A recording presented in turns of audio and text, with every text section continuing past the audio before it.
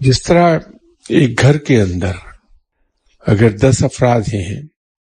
ماں باپ بہن بھائی بیوی بچے سب ملا جلا کے، تو گھر کے افراد اگر اپنے اپنے منہ چلنے لگے،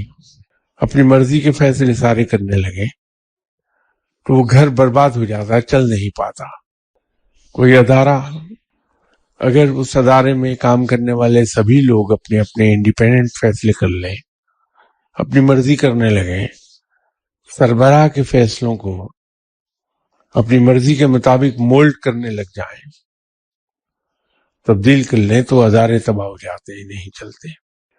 تو یہ تو کائنات ہے۔ تو یہاں اگر جس کا جی چاہا جادو کے ذریعے سے معاملات کو تبدیل کر لیا، جس کا جی چاہا جب چاہا تعویذ کے ذریعے سے معاملات کو تبدیل کر دیا، پھر تو دنیا میں افراتفری کا سا سما ہو جائے گا، کائنات چل نہیں پائے گی۔ اس لیے رب تعالیٰ کچھ چیزوں میں بہت سینسٹیو ہے کہ وہ ہر دعوے دار کو جھوٹا کر دیتا ہے۔ اکیلے یہ رب ہے جو کائنات میں،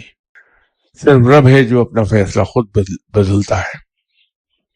جو چاہتا ہے وہ کرتا ہے، اور کسی میں یہ مجال نہیں کہ اس کے فیصلے کو بدل دے۔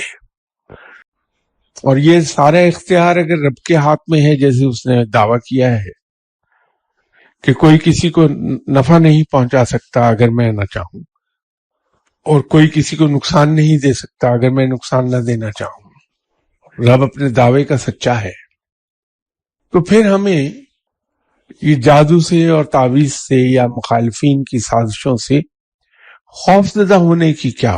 ضرورت ہے؟ اگر پتہ بھی چل جائے کہ کوئی آدمی مجھ پہ جادو کر رہا ہے، تو انسان کو بڑی خوش دلی سے کہنا چاہیے کہ بھائی میں کچھ مدد کر دوں اس میں تمہاری، کیے جاؤ تم جادو، تم اپنا کام کرو، میرا رب مجھے بچاتا رہے گا۔